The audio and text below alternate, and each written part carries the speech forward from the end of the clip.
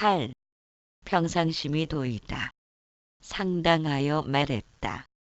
도는 닦을 필요가 없다. 다만 오염되지만 말라.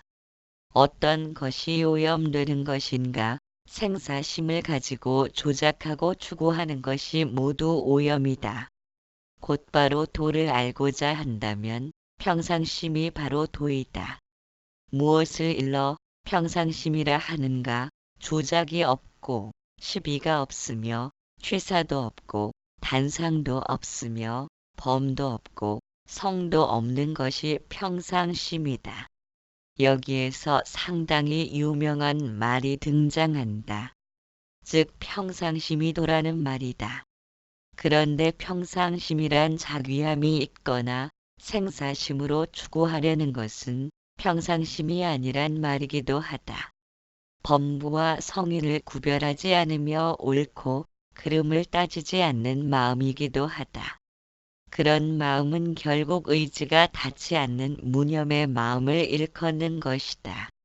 즉 생각을 주물러 되잡으려는 마음들은 이미 평상심을 벗어난 마음들이다. 아상이 개입한 때문이리라. 분명 올바르고 정직하게 사는 것이 가장 훌륭한 삶의 방식임을 안다 해도 막상 실천하기란 생각처럼 쉬운 일이 아니다.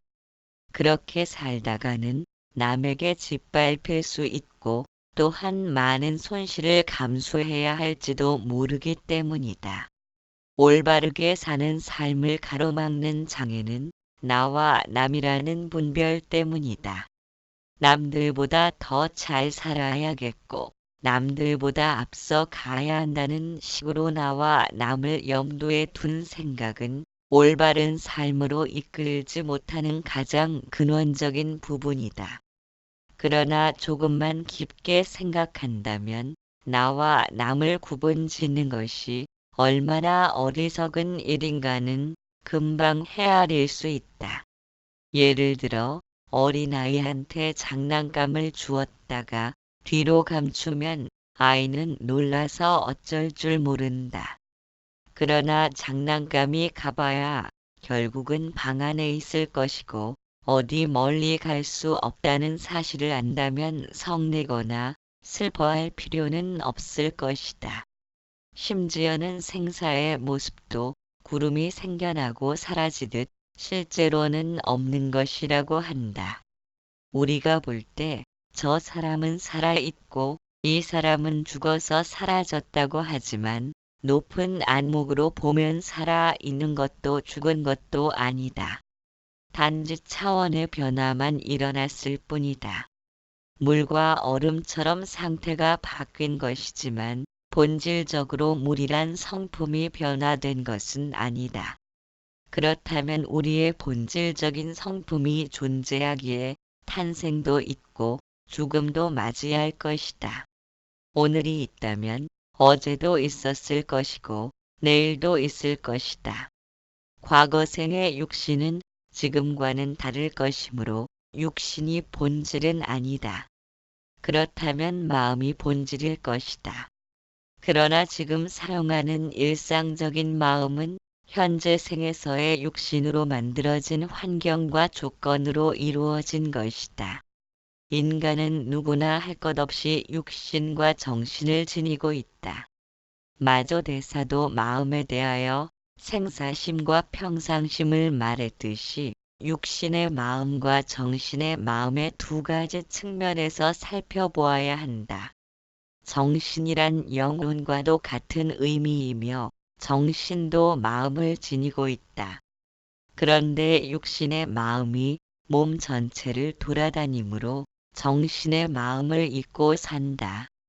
육신과 정신이 함께 발달해야 하는데 정신의 마음을 잊고 살기에 육신만 있고 정신의 마음은 없는 상태로 존재하는 것이다.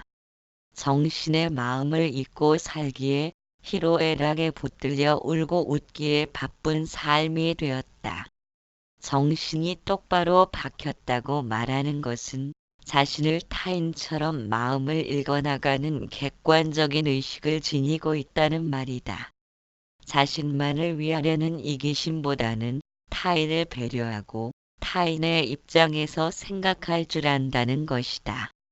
육신의 마음은 육신이 만들어낸 마음이라 아상중심일 수밖에 없다.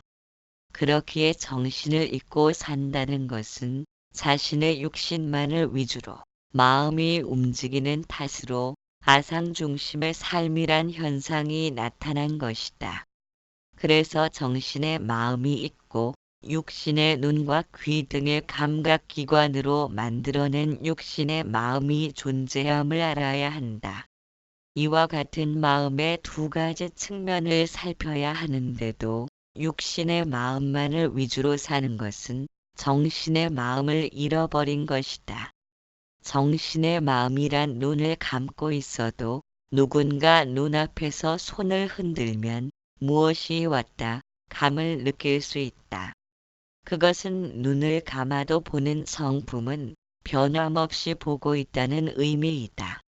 이처럼 한결같이 보고 듣고 맛보는 성품이 끊어짐 없이 존재하므로 깊은 잠에 들어 곤히 자고 나도 푹 잤음을 아는 것이다. 만일 그러한 성품이 존재하지 않는다면 의식이 사라져 잠들면 무엇으로 푹 잤음을 알 수 있겠는가? 그러나 우리는 정신의 마음을 그다지 의식하지 못하고 있다. 일상적으로 사물을 파악하고 분별하며 취사선택의 의도를 일으키는 마음만을 중심으로 생활하기에 그럴 것이다. 육신의 마음을 위주로 살다 보면 자연히 정신의 마음은 소홀해질 수밖에 없다. 마치 허공에 구름이 있어도 구름에만 시야가 집중되었다면 허공을 바라보지 못함과 같다. 커다란 스크린에 배우가 있다면 배우의 얼굴을 보느라 바닥에 뒹구는 낙엽을 보지 못한다. 우리의 마음 역시도 빛깔과 소리에 집중되어 있어 정신의 마음은 도외시 되고 있다. 그렇기에 번뇌를 일으키고 갈등과 혼란으로 고통받는다. 정신의 마음이란 대상과 경계를 따라서 일어났다 사라졌다는 하는 육신의 마음과는 달리 언제 어느 때건 간에 항상 존재하는 마음이다. 정신의 마음은 호라슈의 건전지가 있어야 불을 켤 수도 있고 불을 끌 수도 있듯이 육신의 마음이 생겼다 멸했다를 반복하기 위해서는 반드시 정신의 마음이 존재해야 한다. 그러나 우리가 정신의 마음을 잃어버린 것은 육신의 마음을 통해 보고 듣고 맛보는 모든 것들을 내 맘에 들고 안 들고의 양변으로 나누기 때문이다. 정신의 마음을 회복시키기 위해서는 산만하게 들뜬 마음을 가라앉히는 수행을 해야 한다. 흐린 물에는 바닥이 무엇으로 이루어졌는지 볼 수가 없다. 흐린 물을 고요히 오래 두면 점차 맑은 물이 되면서 바닥을 볼 수가 있는 것과 같이 맑은 물과 흐린 물이 본래 두 가지 모습이 아니다. 흐린 물 속에는 이미 맑은 물이 존재하는 것이다. 마음의 평정을 유지하기 위해서는 이해와 실천의 두 가지가 겸비되어야 한다. 실천함에 있어서는 마음을 가라앉히는 집중력이 필요할 것이다. 이것을 정신수련이라고 한다. 반복된 교육을 통해서만이 인간의 품성이 고결하게 되듯이 마음을 이해와 실천을 통해 훈련시키지 않으면 마음은 결코 바뀌지 않는다. 훈련받은 개는 오랜 훈련을 통해 눈앞의 먹이에 집착하지 않는다. 우리가 육신의 마음만을 위주로 살아왔다는 것은 눈과 귀를 전혀 훈련시키지 못한 것이다. 주변을 조용히 하고 명상에 들어본 사람이라면 마음이 쉴 새 없이 과거를 떠올리며 파도친다는 사실을 느낄 수 있다. 고요한 명상의 상태를 유지하기란 쉬운 일이 아니다. 마음이 쉴 새 없이 과거의 기억을 몰고 나타나기 때문이다. 과거의 기억이란 언어로 이루어졌으며 마음에서 언어가 흘러다니기에 파도처럼 물결치는 것이다. 그러나 고요한 명상의 상태가 파도에 흔들릴 때 그것을 지켜보는 마음까지도 흔들리는 것은 아니다. 내면의 모든 것을 지켜보는 마음은 마음이 산만하든 고요하든 관계없이 항상 일정한 상태를 유지하고 있다. 지켜보는 마음이 바로 정신의 마음이다. 만일 우리에게 정신의 마음이 없다면 좋고 나쁜 경계를 만나면 마음은 요동칠 수밖에 없다. 인간에게 존재하는 무한한 가능성도 단지 희망사항에 불과할 뿐이다. 정신의 마음이 있으므로 마음 하나 다르게 먹는 것은 누구라도 가능하다. 마음 하나 다르게 먹을 줄 알면 자신의 좁은 소견을 넘어서게 된다. 마음을 다르게 먹는 방법의 첫 번째는 마음과 다투지 말아야 한다는 것이다. 그래서 마음의 움직임을 객관적인 상태에서 지켜봄을 게을리하지 말아야 한다. 마음이 과거와 미래로 넘나들면서 산만하게 움직이더라도 그것을 멈추려는 시도 없이 지켜보아야 한다. 마치 사랑의 눈으로 아기를 주의 깊게 살피고 있는 무성과도 같다. 그렇기에 명상이란 눈 감고 부동의 자세를 의미하는 것이 아니라 버스 안에서도 내 마음의 의도를 지켜봄이 명상인 것이다. 마음이 자신의 의도를 합리화시키지 못하도록 있는 그대로의 내면을 관찰하는 것이다. 있는 그대로를 살핀다는 것은 과거나 미래를 끌어들여 자신의 입장에서 합리화시키지 않으므로 지금 이 순간을 놓치지 않는다는 것이다. 따라서 있는 그대로 본다는 것과 지금 이 순간을 깨어있다는 말은 같은 의미이다. 이런 이야기가 있다. 어떤 마을에 처녀가 살았는데 건너 마을에 총각하고 정분이 나서 아기를 낳았다. 아버지가 노발대발하여 다그치자 처녀는 겁에 질려 총각을 숨기려고 산사에 사는 스님이 애기 아빠라고 말했다.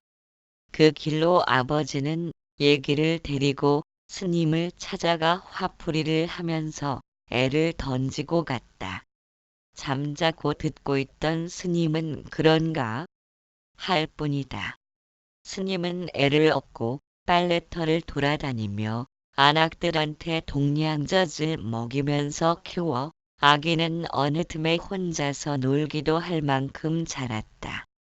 그동안 죄책감에 사로잡힌 처녀는 아버지께 자초지종을 말하며 애기 아빠는 건너 마을에 사는 총각이라고 고백하였다.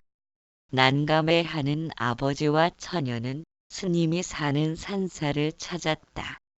자신의 무례함을 용서해 달라고 100배 사죄를 하며 애기 아빠가 나타났으니 이제 애를 데려가겠다고 하자 묵묵히 듣고 있던 스님은 그런가 할 뿐이다.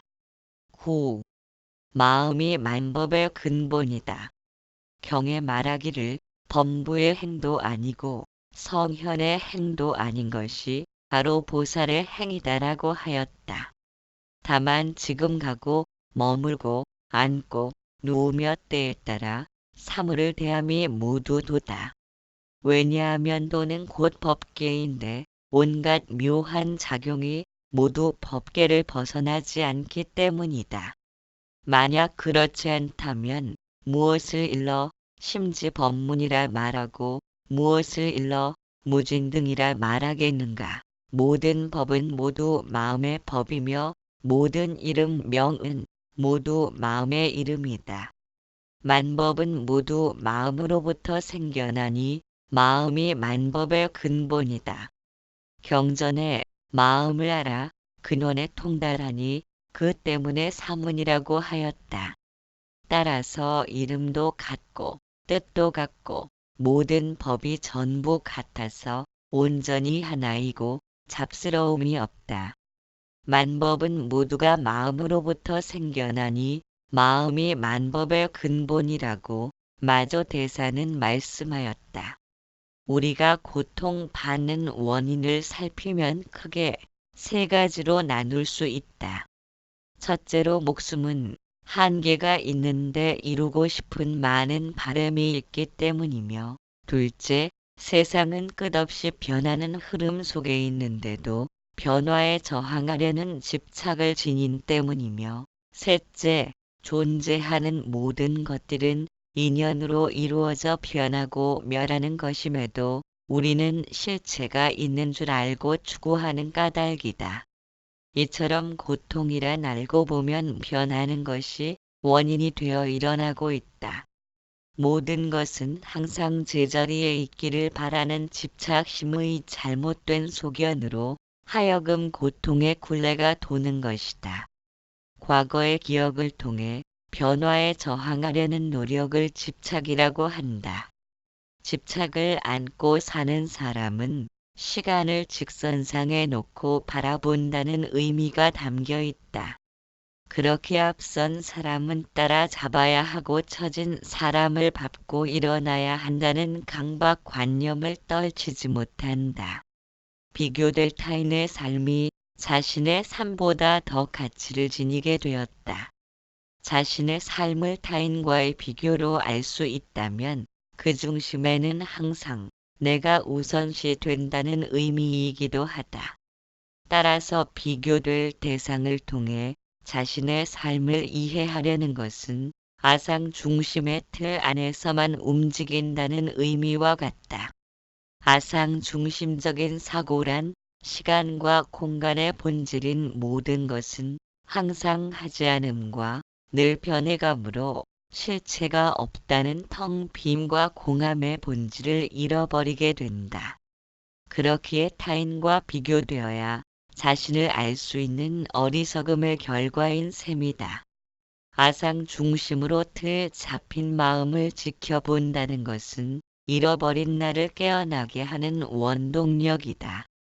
만일 우리가 언어로 길들여진 상대적인 시야를 벗어나지 못한다면 인간과 사물의 존재는 언제까지나 집착의 대상이며 아상 중심적으로 왜곡되어질 것이다. 세상의 모든 존재란 마치 허공이 품고 있던 물의 입자로서 구름이 생겨난 것처럼 인연으로 모여 형상을 나타내고 있을 뿐이다. 따라서 삼라만상이란 결국 인연이 닿으면 사라질 수밖에 없는 한계를 지니고 있다. 우리가 늘 사용하는 마음도 원인이 있어서 결과로 나타나는 것이다. 보고 듣고 맛보는 등의 감각기관이 없다면 마음은 존재할 수 없다. 다만 생존에 필요한 음식을 섭취하는 등의 본능적인 마음만 갖출 것이다. 눈이나 귀와 같은 감각기관이 없다면 무언가를 경험할 수도 없고 기억할 수도 없기에 마음은 생겨날 조건이 성립되지 못한다. 이와 같이 마음이란 어떤 실체가 있는 것이 아니라 원인이 주어져야 나타날 수 있는 그림자에 불과하다. 또한 마음이 생겨난다는 것은 마음의 바탕이 있기에 가능할 것이다.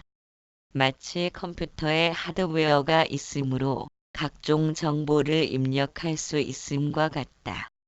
하드웨어는 정보를 지웠다 넣었다를 반복할 수 있으므로 정보에 의해 물들지 않는 속성을 지니고 있다. 마음 바탕도 이와 마찬가지라 기억된 정보로 인하여 물들지 않으므로 생각이나 의지로는 닿을 수 없는 영역이다. 마음 바탕이란 보고 듣고 맛보고 헤아리는 감각기관의 성품이다. 우리는 생각이나 의지를 통해서 보고 듣고 마음을 지켜보는 것이 아니다. 만일 보고 듣고 맛보는 등의 성품에 의지가 닿을 수 있다면 보고 듣고 맛보는 것에 대하여 자신이 원하는 것만을 보고 듣는 일도 가능할 것이다. 그러나 그러한 성품은 자신의 의지와는 상관없이 모든 것을 알아차리고 있다. 심지어는 깊이 잠들어도 꿈도 안 꾸고 깊은 잠에 들었음도 알아차린다. 이와 같은 견문각지의 성품에는 좋고 나쁨을 구별하지 않으며 모든 것에 대해 평등하다. 그처럼 모든 것을 차별 없이 받아들이기 때문에 생멸심의 마음을 통해서 좋고 나쁨으로 편 갈라놓는 것이다. 모든 것에 차별 없고 평등한 그것이 한결같은 우리들 본성의 마음이며 마음의 바탕이다. 한결같다는 것은 변멸함이 없다는 것이며 물들지도 않는다는 의미이다. 이처럼 변함없는 것은 생멸을 겪지 않기에 생겨난 시점도 없을 것이며 생겨남이 없기에 사라짐도 없을 것이다. 그것은 언제나 그 자리에 오고감이 없는 상태로 존재한다. 태어남이 없이 존재하는 것은 소멸되지도 않는다. 태어난 것은 반드시 소멸되어야 하는 것이 세상의 질서이다. 허공을 숨 쉬지 못하면 잠시도 존재하지 못하는 육신을 우리는 집착하며 살고 있다. 그것은 변치 않는 허공을 보지 못하고 구름에 붙잡힌 것과 같다. 소멸되지 않는 참나는 잃어버리고 늙고 병들어 사라지는 목숨의 한계를 지니고 있는 육신으로서의 나에 매달려 살아가기에 그처럼 행복을 소유하고 싶어 하고 고통을 멀리하고 싶은 나약함을 지니고 있을 것이다. 소유하고 싶어도 붙잡을 수가 없는 인생은 커다란 고통의 바다라고 표현할 수 있다. 그런데도 우리들 앞에 삶이 주어진 것은 변함없이 한결같은 참나를 깨달아야 한다는 것이다. 우리는 많은 시련을 참아가며 그와 같은 사실을 깨닫기 위한 여행에 몸을 던진 나그네들이다. 진흙탕을 뒹굴어도 저승보다는 이승이 좋다면서 연구름과 같은 세상에서 애착을 버리지 못함은 생사하는 망상심을 집착하여 내 마음인 줄 알며 진실한 것인 줄로 오인한 까닭이다. 우리가 평정을 이루고자 애를 써도 마음이 번뇌에 물드는 것은 애를 쓰려는 그 물건이 바로 번뇌이기 때문이다. 모래를 솥에 넣고 부를 때도 밥이 되지는 않는다. 그렇기에 우리는 번뇌 망상이 달라붙을 수 없는 항상한 성품이 있음을 먼저 알아야 한다. 앞서 말한 빛과 소리를 따라 빛이 없으면 못 본다 하고 소리가 없으면 못 듣는다 하지만 이것이 뒤바뀐 망상이다. 빛과 소리가 있건 없건 언제나 깨어있으며 항상 보고 듣는 참된 성품이 있음을 알아야 한다. 소리 듣는 귀는 소리 있음도 들어 알지만 소리 없음도 들어 알기에 소리가 있건 없건 항상 듣는 성품이 있는 것이다. 항상 하는 성품으로 생각하고 말하며 행동하고 있음에도 형상과 표면을 따라 움직이는 탓으로 세상에 실체가 있는 줄로 착각하는 것이다. 그런 까닭에 참 성품을 잃어버리고 잠깐 사이에도 생겨났다 사라지곤 하는 생멸심을 우리의 진실한 마음으로 여긴다면 고통의 굴레를 벗어날 기약은 없을 것이다. 물에 비친 달을 아무리 건져 올려도 수고로이에만 쓸 뿐 성과를 이루지 못하는 것과 같다. 그렇기에 항상 깨어있는 참 성품이 우리들 본성의 마음이라는 것을 발견한다면 세상과 육신에 매달림 없이 당당하고 걸림 없는 삶을 살아간다는 의미도 될 것이다. 우리는 모두가 남에게 뒤지지 않도록 교육받아 왔고 남보다 앞서기 위해 항상 앞으로만 달려왔다. 그런 탓으로 자신을 돌아볼 수 있는 여유를 지니지 못한다. 시선은 언제나 앞을 향하여 달려야 하고 무언가를 손에 쥐지 않으면 불안감을 느낀다. 언제 어느 때건 세상의 중심에는 항상 내가 존재해야 하기 때문이다.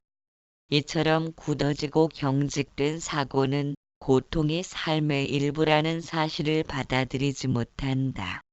따라서 자신만이 참을 수 없는 고통을 겪고 있다는 불공평한 느낌을 세상에 전달할 것이다. 이렇게 자신의 입장과 견해에만 갇혀 있는 사람은 언제나 고립될 수밖에 없다. TV를 보아도 이리저리 채널을 맞추면서 자신의 맘에 드는 것을 찾고 있다. 매사를 이런 식으로 보고 듣기 때문에 무의식적으로 마음에 드는 참과 마음에 들지 않는 거짓으로 나누고 있다. 참과 거짓을 비유해 말하자면 거울을 들여다본 인연으로 생겨나는 것이다. 자신을 살피기 위해 거울 앞에 섰을 때 거울은 실체를 비추어 준다. 거울의 성품은 비어있기에 비출 수 있다. 만약 거울이 장미를 좋아하여 장미의 영상을 붙들고 있다면 거울로서의 역할은 끝나고 만다. 이와 마찬가지로 우리가 거울 앞에 서서 실체를 비춘다고 했을 때 이것은 실체이고 저것은 허상이다라고 결론 지어버리면 그러한 인식을 바탕으로 실체를 애착하고 허상을 멀리하려는 노력이 마음을 지배한다. 과거의 경험으로 축적된 주관의 색안경을 쓰고 있기에 자신의 입장에 맞춰 해석하려는 의도를 행하고 있다. 그로 인하여 차별 없고 평등한 본성의 마음과 어긋난 길로 들어선 것이다. 의도와 의지를 구분지어 사용하는 것은 의도란 좋고 나쁨을 비교하면서 항상 참과 거짓의 이원적인 견해로 나누어 세상을 바라보는 것이다. 그것이 아상중심을 행하게 된다. 반면에 의지란 어떤 것을 이루기 위한 굳건함을 지니고 있다. 연구 결과에 따르면 술이나 담배를 끊는 것도 서민층보다는 부유층에서 더욱 많은 성과가 나타난다고 한다. 그만큼 의지가 강력함으로 원하는 바를 이룰 수 있다는 의미가 된다. 반면에 의도를 지닌 마음이란 거울에 비친 장미의 모습에 웃고 울면서 열광한다는 것이다. 따라서 거울은 언제든 비어있기에 비출 수 있음을 알지 못한다. 우리가 마음이라 부르는 것은 거울에 나타난 장미를 일컫는 것이다. 장미를 쫓아 마음이 움직이다 보니 거울의 텅 빈 속성을 잊고 산다.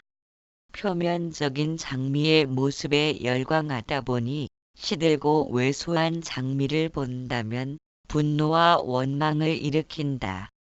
자신이 꿈꾸던 장미가 아니기 때문이다. 이와 같이 보고 듣는 것을 기억함으로 인해 욕망과 분노가 일어난다.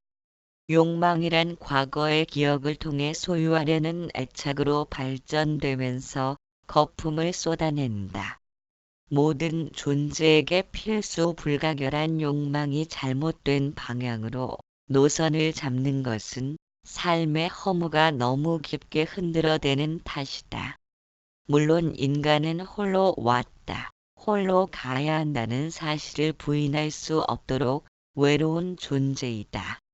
그러나 그것을 욕망을 통해 해결하려 든다면 갈증은 결코 물러서지 않을 것이다. 그럴수록 더욱 심각한 폐단을 불러올 것이며 결국 멍에를 지고 욕망을 채우기 위해 급급한 생을 마감해야 한다. 욕망이 멍에로 작용하는 커다란 요인 중의 하나는 바로 있는 그대로의 나를 보지 못하고 이렇게 되었으면 하는 나로 보는 까닭이다. 이것은 관념적으로 자신을 해석하기 때문이다.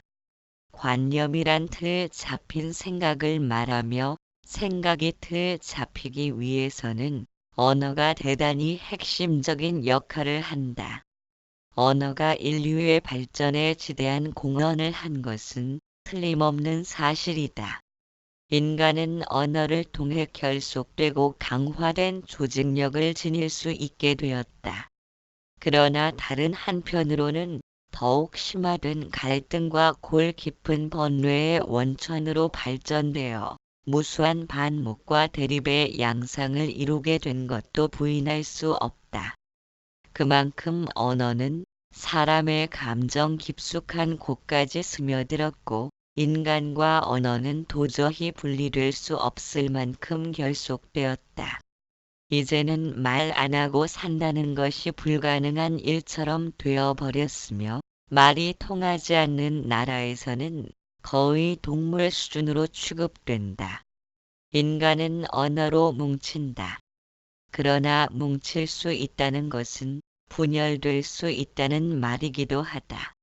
우리가 갈등에 쌓이는 원인은 애착과 원망을 드러내는 분별을 통해서이다.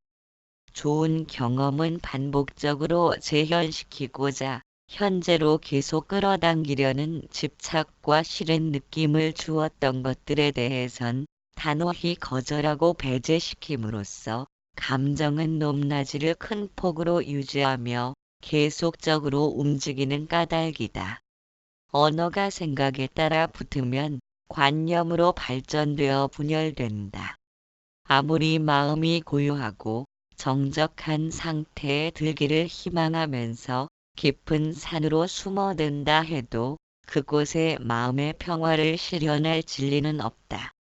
왜냐하면 언어가 그림자처럼 따라붙을 테니까. 따라서 언어는 인간의 최고 발명품이면서도 아상 중심을 행하는 가장 커다란 족쇄일 것이다. 마조 대사는 이 대목에서 말하길 경전에 마음을 알아 근원에 통달하니 그 때문에 사문이라고 한다. 따라서 이름도 같고 뜻도 같고 모든 법이 전부 같아서 온전히 하나이고 잡스러움이 없다고 하였다. 사문이라는 말은 출가 수행승이란 의미이지만 성문과 사문을 구별해서 사용하는 것은 아마도 성문은 언어 문자에 매달려 아르마리에 집착하기 때문인 듯하다. 이 말의 의미를 새겨보자면 마음을 알아 근원에 통달하는 그 마음이란 이것과 저것으로 구분 지으려는 의도가 필요치 않다. 그곳에는 모두가 전체이기에 언어 문자로서 나누면서 표현할 그 무엇도 필요치 않다. 잡스러움이 없는 온전한 전체로서 존재한다는 것을 알고 있기에 만물의 영장이라 불리는지도 모른다. 10.